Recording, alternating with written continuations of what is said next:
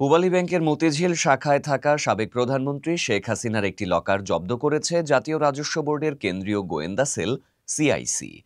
বুধবার 10ই সেপ্টেম্বর সকালে লকারটি জব্দ করা হয়েছে বলে জানান সিআইসির মহাপরিচালক আহসান হাবিব।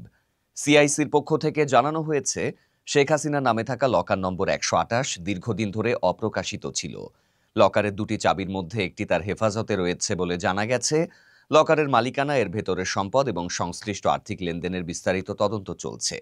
সিআইসির একটি বিশেষ টিম উপস্থিত থেকে লকারটি জব্দ করেছে। তারা জানিয়েছে, পরবর্তী আইনি প্রক্রিয়া অনুসরণ করে লকারটি খোলার পদক্ষেপ নেওয়া হবে।